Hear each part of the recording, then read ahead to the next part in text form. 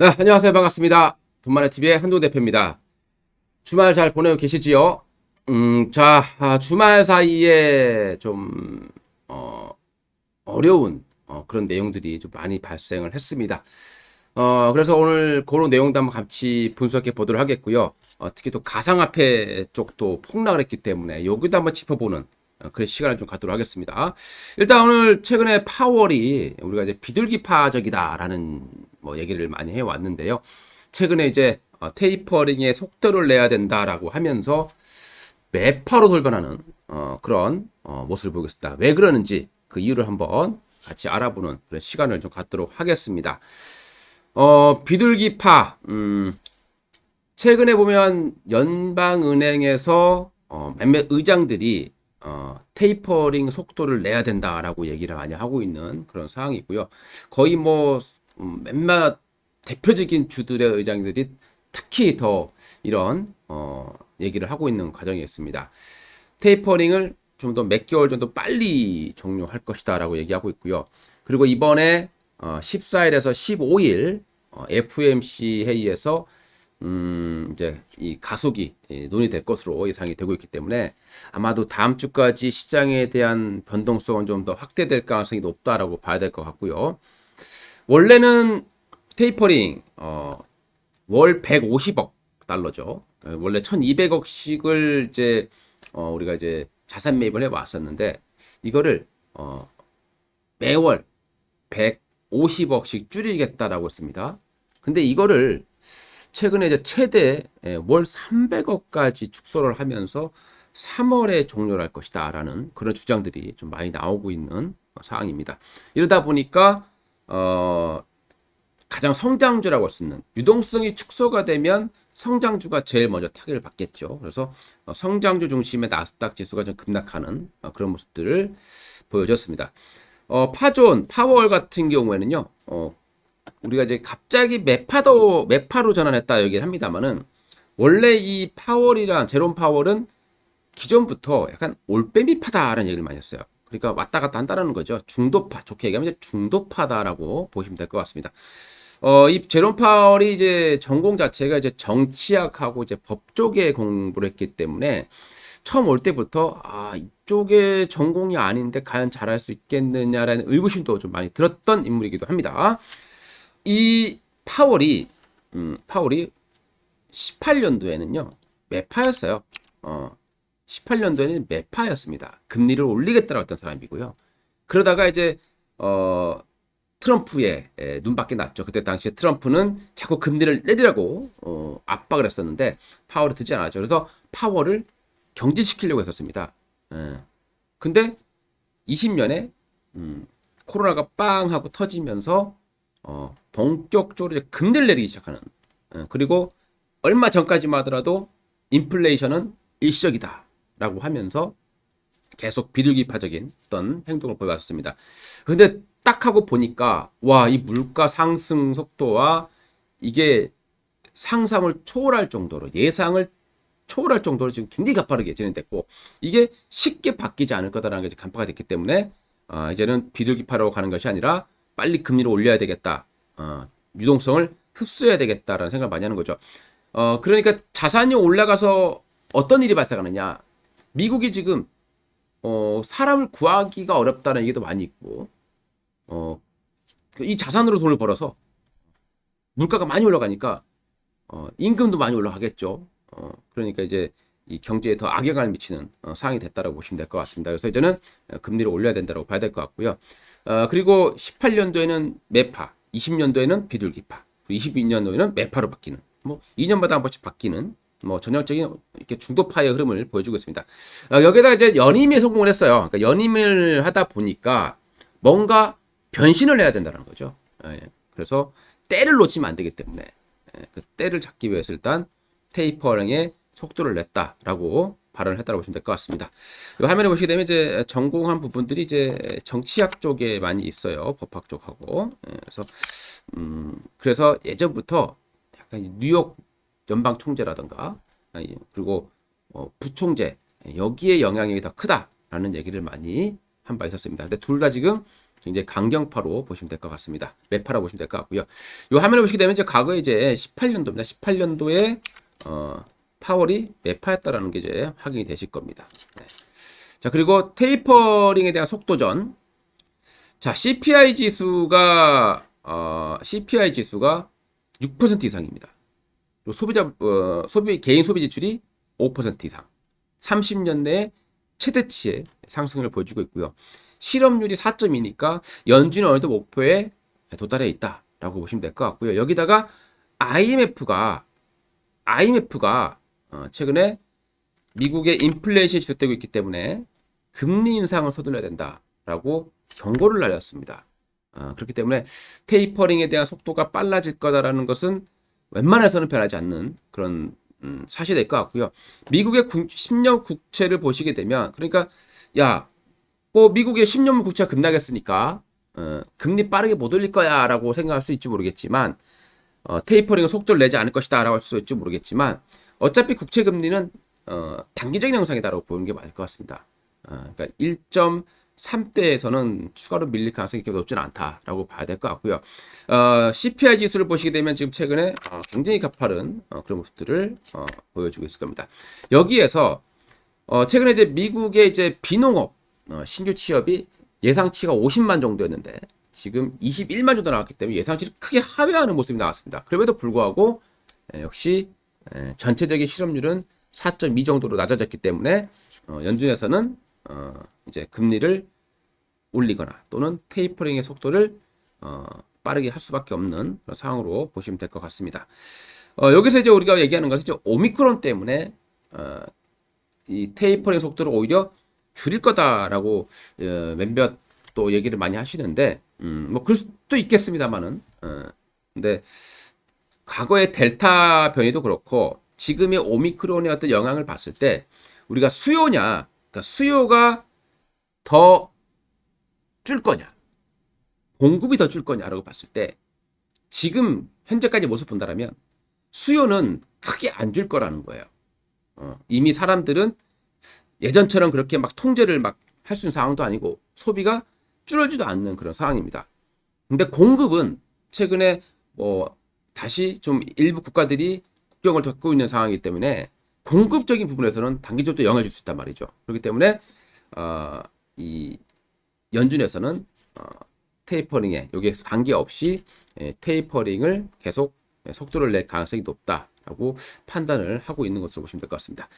최근에 에너지 가격도 좀 하락을 했죠. 에너지 가격도 하락을 했고 그리고 국채 금리도 하락을 했지만 이 부분들은 시장에서 좀 일시적인 가능성이 높다라고 판단하는 것 같습니다. 근데 여기서 또 만약에 가뜩이나 지금 안 좋은 상황에서 금리를 올리면서 경기 침체가 다시 들어온다라면 또 그때 또 어떻게 바뀔지 모르는 상황이 될 것 같습니다.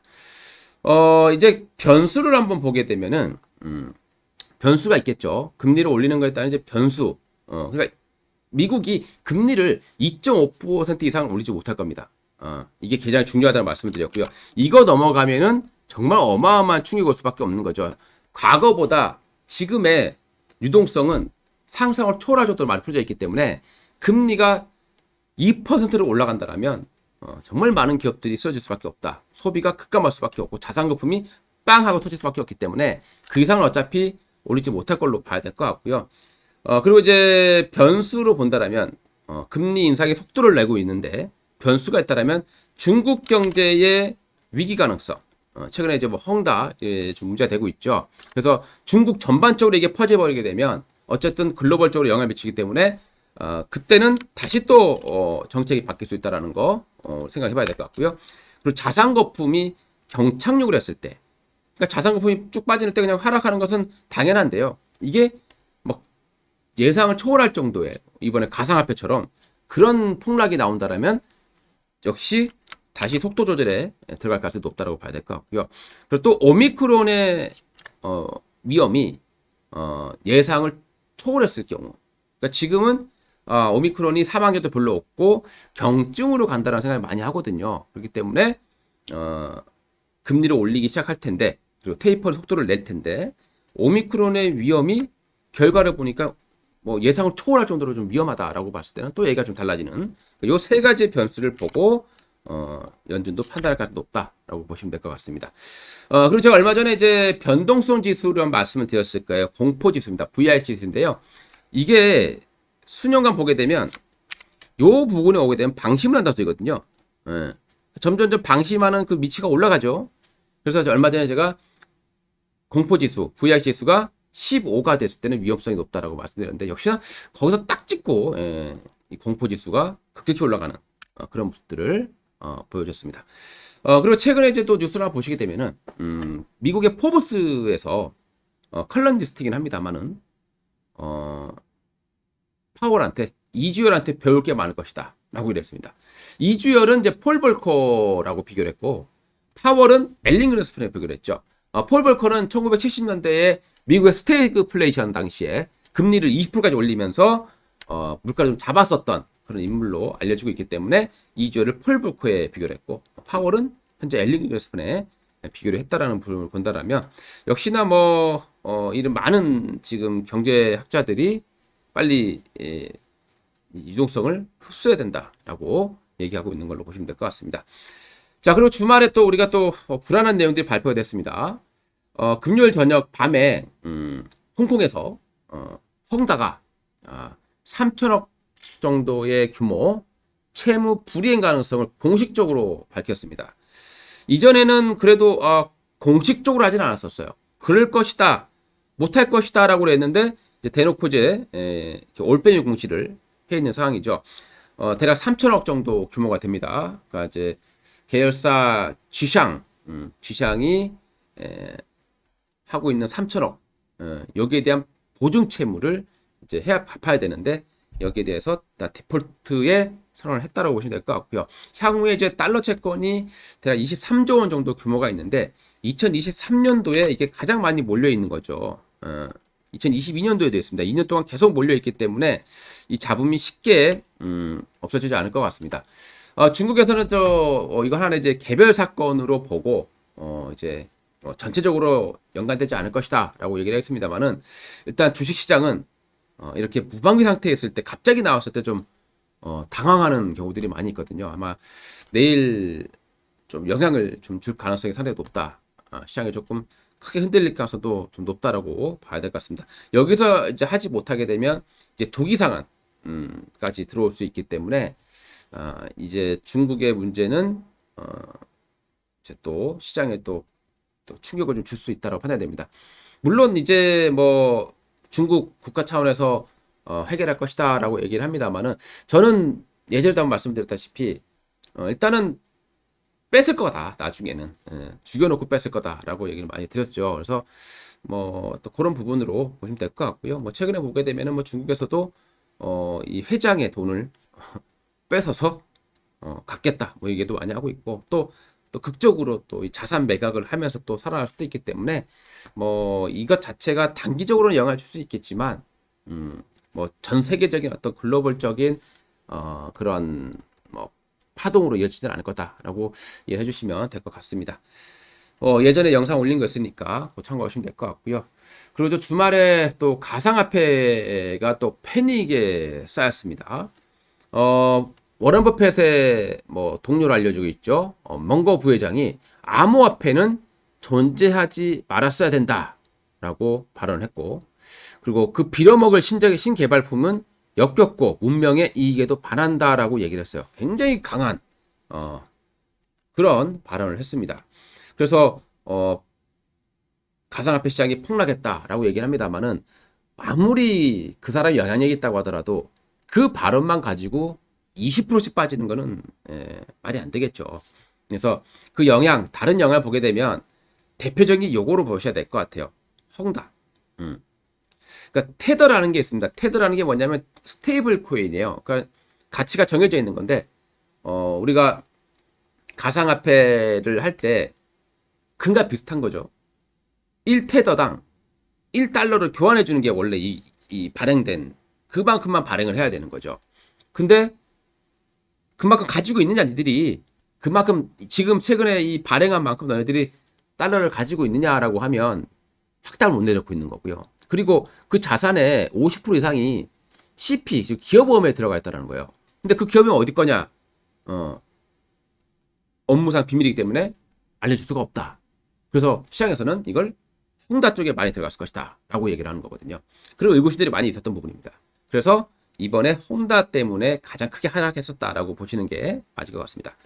자, 거기에다 이제 테이퍼링, 가상화폐의 또 가장 큰 적은 유동성 축소되겠죠. 테이퍼링이 빨라지면 유동성이 축소되겠고, 유동성이 축소되게 되면 위험 자산으로 빠져나가는 그런 모습들이 많이 나오게 되겠죠. 그래서 채권 시장으로 자금이 몰리고 위험 자산에서 돈이 이탈되니까 이렇게 같이 흔들렸다. 뭐 여러 가지 복합적인 이유로 흔들렸다라고 보시는 게 맞을 것 같습니다. 최근에 나스닥 지수가 이제 급락했던 부분들도 같은 이유로 보시면 될 것 같습니다. 자, 굉장히 어려운 시장이죠. 그럼 우리가 이제 어떻게 대응했겠느냐라고 보게 되면요.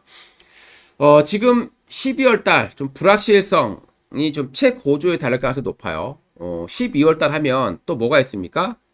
바로 양도세 회피성 물량이 나올 수 있다라는 우려가 있는 거죠. 특히 코스닥, 코스닥 많은 종목은 아니지만 몇몇 종목들이 지금 너무 많이 올라와 있을 겁니다. 그런 종목일수록 그 양도세 회피성 물량이 쏟아질 가능성이 높다라고 판단이 되고요. 그러면 이 내용은 12월 말까지 이어질 가능성이 높다라는 거죠. 그래서 어차피 지금은 수익을 내기 어려운 시장일 겁니다. 그러면 안전하게 조금이라도 수익 낼 수 있는 그 자금이 어디로 가겠습니까? 결국엔 또 안전한 데 가겠죠. 사람이 생각하기로 결국에는 실적밖에 없구나. 실적 대비 낙폭 과대주들의 돈이 몰릴 가능성이 높은 거죠. 최근에 이제 코스피 시장 보게 되면은 실적은 굉장히 좋아요. 금호석유, 뭐 롯데케미칼, HMM, 철강주 실적 보면 엄청 좋죠. 근데 이게 뭐 이제 단기적인 현상이다. 그래서 앞으로 피크를 찍고 안 좋아질 것이다라는 우려감 때문에 빠지긴 했는데 너무 많이 빠진 거죠. 그래서 다시 이제 이쪽이 저평가 매력이 불게 되면서 올라갈 가능성이 높다라고 생각이 됩니다. 그래서 12월 달까지는 약간 좀 코스피 낙폭과대 실적 우량주 위주로 좀 매매를 하시는 게 좋을 것 같습니다. 아무래도 이제 양도세 이슈도 굉장히 우리가 무시 못하는 그런 내용이 될 것 같고요. 그래서 코스피 낙폭과대주는 하락시 저가 매수가 가능하다. 뭐 아까 말씀드렸던 HMM, 뭐 금호석유, 뭐 롯데케미칼, 대환유화, 뭐 건설주들도 뭐 나쁘지 않을 것 같고요. 그러니까 실적 대비 저평가된 종목들. 반면에 이번에 코인 시장이 급락을 했기 때문에 코스닥의 기술주들, 그동안에 많이 올랐던 NFT, P2E, 뭐 게임주가 되겠죠. 엔터주, 뭐 이런 종목들 위주로 급락이 발생할 가능성이 높다고 판단이 됩니다. 저는 그런 쪽은 이제 좀 매도를 하자. 그동안은 제가 P2E 관련 종목도 많이 강조드렸었고 주가가 뭐 100%씩 막 올라왔죠. 주식은 항상 영원히 좋은 게 없고 영원히 나쁜 게 있을 수가 없습니다. 그걸 파도를 잘 타셔야 되는데 자꾸 너무 고점에 매수를 하게 되고 또 너무 저점에 매도를 하게 된다면 여객지에 걸려버려요. 그래서 이제는 항상 여러분들이 매매를 하실 때 너무 많이 올랐다 싶으면 그냥 내게 아니려니 하면 되는데 자꾸 이제 그럴 쪽으로 가게 되면 결국에는 여객지가 걸리면서 내가 판 건 올라가고 내가 산 건 떨어지는 그런 현상들이 발생할 가능성이 높다라고 보시면 되겠습니다. 자, 그리고 바이오들 그동안에 좀 또 오히려 많이 빠져 있었죠. 그래서 바이오주들도 의외로 좀 반등 가능성이 높지 않겠느냐라고 좀 봐야 될 것 같습니다. 참 어려운 시장이 될 것 같아요. 이번 주하고 다음 주 12월 중후반까지는 조금 어려운 시장이 진행될 가능성이 높다라고 말씀을 드리고 싶고, 이런 시장에서는 약간 좀 위험성이 있는 코스닥보다는 조금 최근에 외국인이 좀 들어와 있는 좀 가치주들, 낙폭하다의 가치주들 좀 위주로 좀 매매하시는 게 좋을 것 같습니다. 이번 주 한 주도 여러분들 소중한 자산 잘 지키시는 한 주가 되셨으면 하는 바람이고요. 도움 되셨다라면 좋아요, 구독 한 번씩 꼭 눌러주시고 공유도 한 번씩 해주시면 진심으로 감사드리겠습니다. 자, 이렇게 해서 오늘 방송 마치도록 하겠습니다. 감사합니다.